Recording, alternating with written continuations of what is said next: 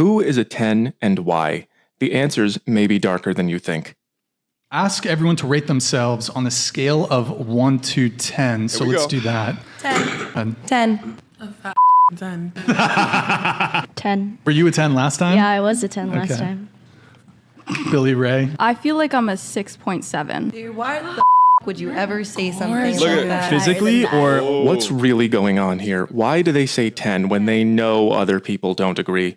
I can think of 4 reasons. I'll do the easy ones first. The last one will take some time to get into. Let's go. I'm going to show you psychological research, new communication skills, and how to recognize struggles for status and power. So what's up with this whole I'm a 10 thing anyway? Sometimes they say confidence is attractive. What does that mean? This is a really common argument. It seems to mean that if one girl says, I'm awesome, and another girl says, I'm only kind of awesome, that men will like the first one more. Let's try that out for ourselves. Listen again and see who you like more. Kiko, so, okay, we'll start with you. Go ahead. 10. 10. 10. I feel like I'm a 6.7. So I don't know about you, but this didn't do much for me. Nope. I didn't feel anything positive about the 3 that said 10. In fact, I thought it was a red flag. But when she said 6.7, I went, oh, she's actually reasonable. Maybe she would be fun to talk to. Yes. Maybe this actually worked for you. I don't know. But it's not a great strategy, is it? That can't explain its popularity. Confidence for men is absolutely a non-negotiable. Now, confidence without modesty is arrogance, which can turn a lot of women off. But the issue here is not really about confidence, it's about delusion. When a woman speaks from a place of delusion, she gets demoted to for the streets bucket. Saying that you are a 10 just for the strength of making yourself feel good about yourself is delusional. Only person that benefits is you because you're constructing a reality based in your delusion. But it inevitably hurts you in the end because you never get the opportunity to fix whatever the issues are at play. Gorlak, the destroyer or the warrior right here, her saying that she is a 10 means that she'll never lose any type of weight because he, she, they, them is soaked in delusion. So what about delusion? Social media gives women a lot of access to attention, and it changes how they feel about themselves and how they feel about other people in real life. But they can't all believe they're here. That's not how math works. So what if they're saying it, but they don't believe it? Fake it till you make it applies to more than just the job market. A strategy that some women use is to pursue a high-value man and allow him to keep her in this area on the off chance that she might make it here one day, although the chances of that are pretty low. I told a story about that in my original Zones video. I gave an Uber ride to a girl who was here with a guy who was seeing 4 other girls and her, and she asked me, how do I get him to pick me? And I said, how do you make yourself more valuable than 4 other girls? And she got real quiet. This is actually why I always say that situationships always benefit the men, because usually situationships are women that are in sleeper category but want to be promoted to keepers. But just like the brother just said, this rarely happens. So sometimes I'm a 10 is probably just the same old strategy, but I see something else going on here. I think everyone is a 10 is sometimes a tactic for hiding or reducing hidden conflicts. This is my newest chart. It's called Who is a 10? Status Games, and it's about how men and women seek status differently. I'm going to go over the research behind it, but first I'm going to show you the different parts of the chart. First of all, these illustrations are how men and women compete for social status. Men compete openly through direct competition and open contests, and women play nice and engage in self-protective behavior. In other words, masculinity is overt while femininity is covert. They value the appearance of equality while keeping their conflicts quiet. These speech bubbles and arrows are examples of things that men and women might do to increase their own status or to decrease the status of somebody else. These 1 to 10 scales are status, not attraction. They are related, but they're not the same thing. These columns on the side are examples of things that men might do to increase their own status, and these are things that women might do to increase theirs. Finally, at the bottom, I have a key for what the different types of tactics are. So what is status and why does it matter? Well, status is basically the way that other people perceive you and treat you. Over here, I have the typical money guy clutching his money. He's at the top of the male hierarchy, and over here I have the celebrity in her Golden Globes dress. Those are people who have a lot of access to attention and support and money, and people do things for them. So that's why status matters. It makes life easier the higher you go, and it makes you you more likely to survive, and it makes you more likely to have children who also survive. Yep. I'll use my life story as an example. Back in 2012, I just did not have that much going for me. But over the next few years, I started going out and doing things and working on myself. the status. And people started being happy to see me and including me in things. And I developed a good reputation. And then we all remember 2020, kind of lost everything. So with that, I lost my status. And people didn't want to hang out with me, and people didn't want to give me money for any reason. I lost all of the ways that I got status, so I lost my status. And that maintained itself all the way up until I started home math.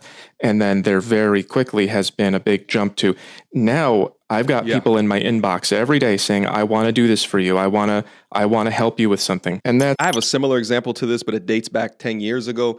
10 years ago, I was en route of getting my MBA from University of Rochester. Now, overall, this is like a top 20 or a top 30 school of all MBAs across the country. But in Rochester, New York, you're like creme de la creme, right? If you tell people that you go to University of Rochester, in Rochester, your status is immediately up here. They look at you differently because of the respect that they have for that institution in their city. But upon leaving that city, that status that you feel there is no longer there because people don't respect a top 20/30 school as much as a Harvard, a Northwestern, the top 10. Let's proceed. I want to help you with something. And that's been very good for me. But it's still context dependent. This is only me on the internet.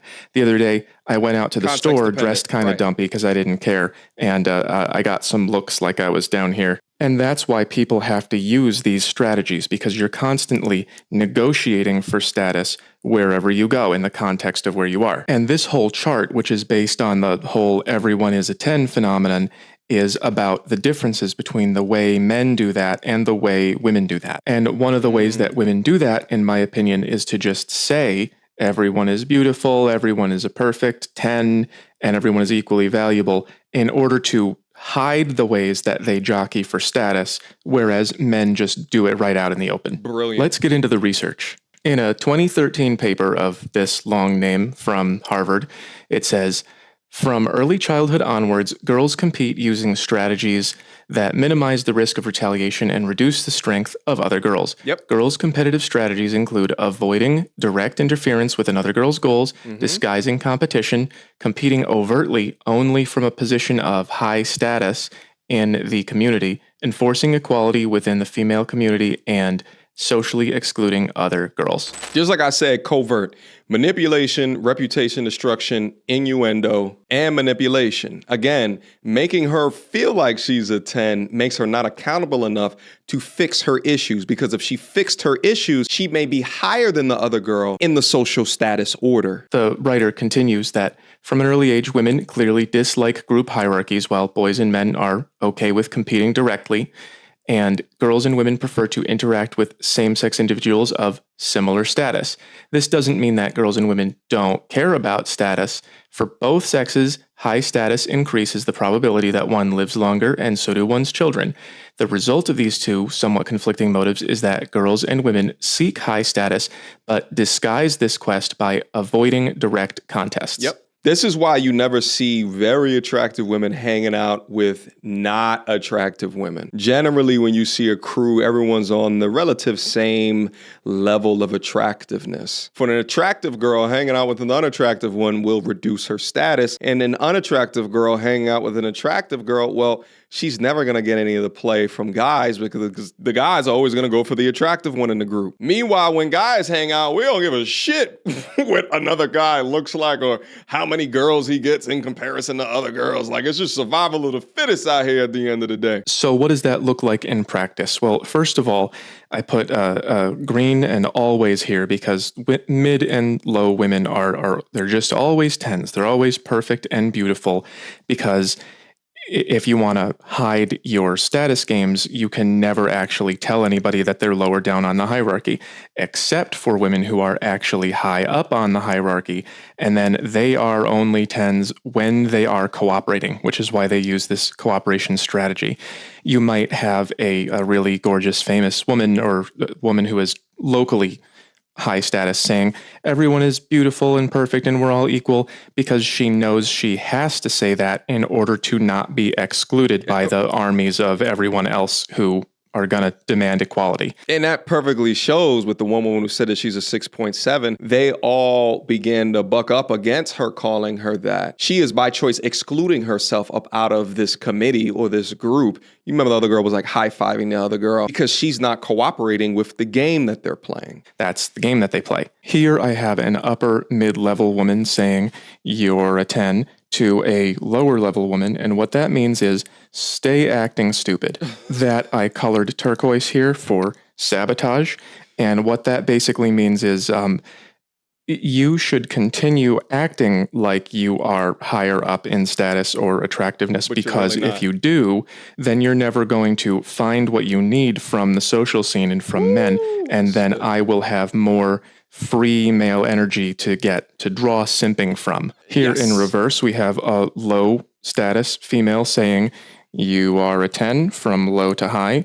And what that means is, yeah, I know you're above me, but you're a 10, so I'm almost a 10. Everyone can tell. That's the trick that's going on here.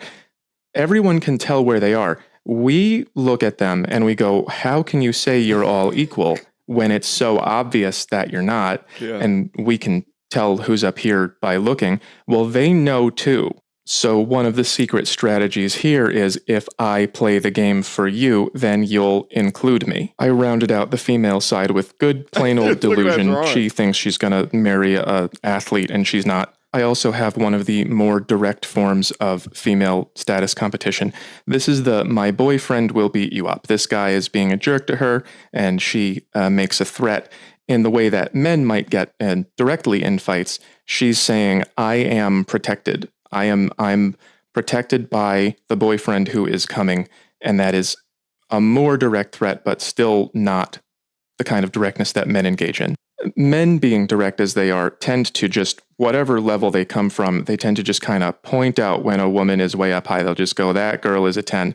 But those are patriarchal beauty standards, because they violate this appearance of equality on the outside. Right here, I have the two of them. It's crazy how the truth is a part of the patriarchy. Imagine, we can't be accurate. We can't tell the truth, because what I'm identifying as something that I am attracted to, or that is actually an 8, 9, or a 10, cannot be the case, because we have created whatever the beauty standards are. Or the one that you'll see within the Black community is European beauty standards, trying to shame men out of having preferences. No, I don't like your large body. And because I like women in the normal BMI range, but it is not a European body standard, because that's my preference. Exchanging nasty words for each other, that is an attempt to lower status as well. It happens across from men to women, and from women to women, and from men to men. I also have this girl saying the typical, you're going to make someone so happy, to this guy, which is, it's another way that women use this kind of appearance of everything nice on the surface, when what she really means is, you're not what I'm looking for. Oh, and of course, we have the accusation. Whether or not they're true, those can cause a lot of damage to men's lives. I've seen that happen. A few years ago, we had that whole thing where they said you were not even allowed to ask about them. And again, these are just examples to help you understand the overall strategy, which is to keep your real feelings and intentions quiet and play nice out in the open. A popularized example of this occurring within media is within music, right? Think about like the type of delusion that a Beyonce has inflicted when talking about all the single ladies. Meanwhile, she was in a committed relationship, if not married already. So it's almost like, the monetization of delusion is an issue as well. And we also see it from a financial perspective of like the fall of these fake dating gurus, from the Derek Jacksons to the other brother, I forget what his name is on tonight's conversation, but there's monetary benefit with standing up this state of delusion. Men have a hard time understanding this, because men will just say things like this out in the open. This guy's trying to be as cool as he can and not managing. This is something that somebody actually said to me once. I did not see him talk to a woman the whole night, but he was really trying to tell me, yeah, women, I make them work for my attention, but none of them were trying. So I made that a combination of self-inflation and tearing down women and delusion. Like, no one's listening to you, buddy. Then this guy right here is doing the fragile ego thing. She's not that hot, bro. This is the that from the standard female delusion chart. So he's trying to make himself look cooler than he is, which sometimes works. Another thing I see from time to time is a guy who does not work out will find a guy who does and say, well, you must be a bad person. If you spend all your time in the gym, you must not be smart or something. That's the typical example of tearing down right out in the open.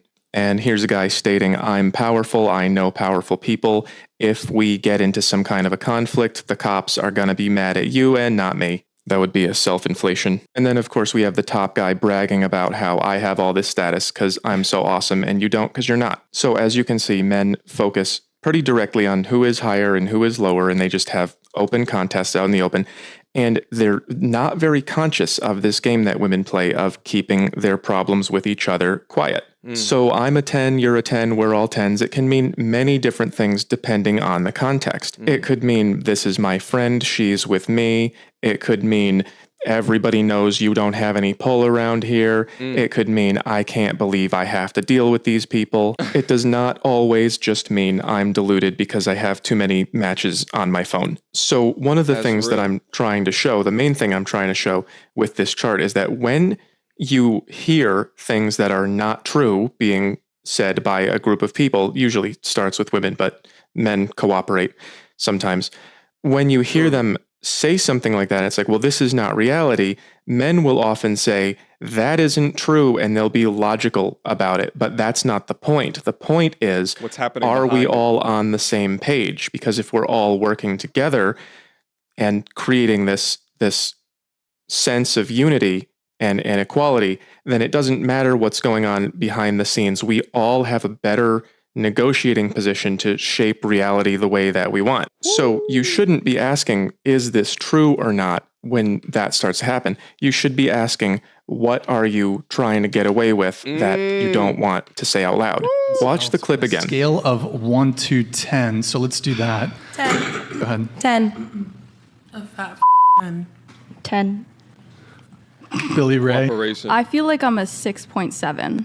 Dude, why the Look at you ever say something like that? Physically or over? Know my value, I know my worth, and I know my beauty, and that is appreciated by other people because beauty is subjective. My fatness doesn't devalue me. Why? So I'm an 8.